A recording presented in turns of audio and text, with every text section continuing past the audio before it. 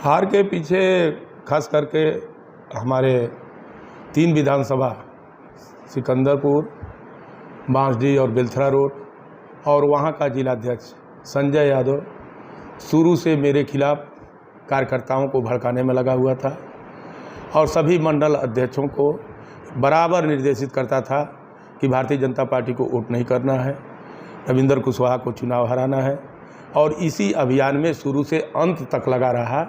हमारे सलेमपुर में यहाँ पर प्रदेश सरकार की राज्य मंत्री है विजय लक्ष्मी गौतम, ये एक दिन भी प्रचार करने के लिए सलेमपुर में कहीं नहीं निकली और अपने लोगों को लगा करके सुनियोजित तरीके से मेरा विरोध कराया और विरोध करा के हर बूथ पर जहाँ पर उसके कुछ लोग हैं उन लोगों ने हराने का काम किया। तो हम समझते हैं कि 3500 मात्र 3500 से जो मेरी हार हुई है, इसके पीछे बलिया के जिलाध्यक्ष संजय यादव और सलेमपुर की विजय लक्ष्मी गौतम जो राज्य मंत्री है, इनका हाथ है। पूरी टीम जिलाध्यक्ष की लगी थी कि हराने के लिए।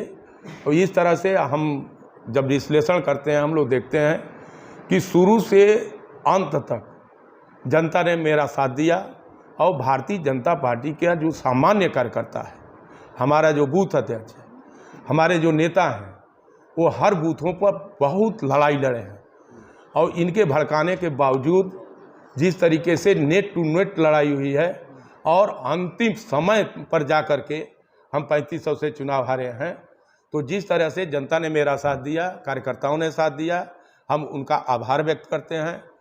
ये भीतरघात तो मैं तो सीधा सीधा मैं बोल रहा हूँ ना कि अब भीतरघात नहीं कर रही है, ये भीतरघात नहीं था, ये सीधे मुझको हराने का षड्यंत्र था संजय यादव और विजय लक्ष्मी गौतम का। ये दोनों पहले से ही मिले हुए थे और मिल करके ये सब षड्यंत्र करके और मुझको हराने में भूमिका थोड़ी सी किया है, लेकिन कार्यकर्ता हमारे साथ मजबूती के साथ खड़ा था, लोग भाजपा के लोग खड़े थे, इसलिए मामूली वोट से मैं चुनाव हारा हूं। अगल बगल आप देखिए बहुत ज़्यादा वोटों से लोग चुनाव हारे हैं। ये तो सही बात है कि भारतीय जनता पार्टी का कोई कैंडिडेट अगर चुनाव हारता है तो ये मोदी जी की भी हार है, योगी जी की हार है।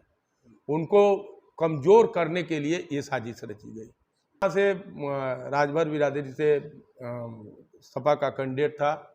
स्वाभाविक रूप से जो राजनीतिक प्रक्रिया हम लोगों की है और जिस तरह से राजनीति प्रभावित होती है जातियों के गोलबंदी में, उस तक के बावजूद हर जाति का वोट हमको मिला है। वो चाहे राजभर समाज हो, चाहे ठाकुर समाज हो, ब्राह्मण समाज हो, हर समाज के लोगों ने वोट दिया है।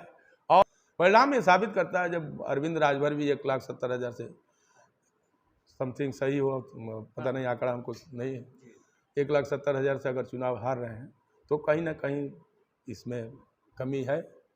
जो पकड़ ओम प्रकाश जी की और उनकी पार्टी की थी, जो बेस वोट है उनका, उस पर असर पड़ा है।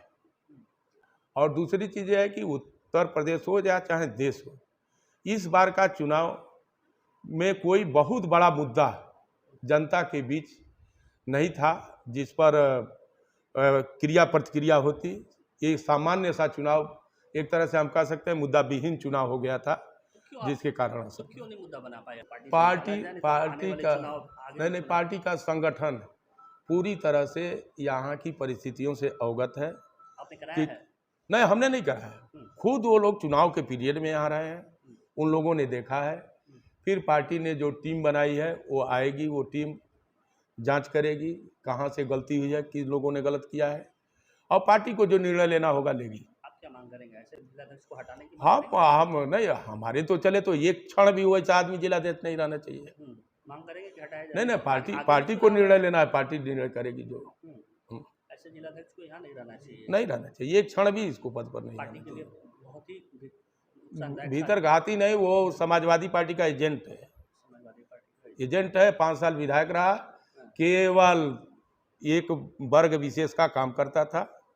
जितने वहाँ ब्राह्मण हो, ठाकुर हो, चौहान हो, कुशवाहा हो, वर्मा हो, निषाद हो, ये सब लोगों को प्रताड़ित किया और केवल एक वर्ग विशेष के अपनी जाति के लोगों को बढ़ावा देने का काम करता था। समाजवादी पार्टी के लोगों के साथ मिलकर आज भी समाजवादी पार्टी के लोग ही उसके साथ रहते हैं, भारतीय जनता पार्टी कोई नहीं रहता है।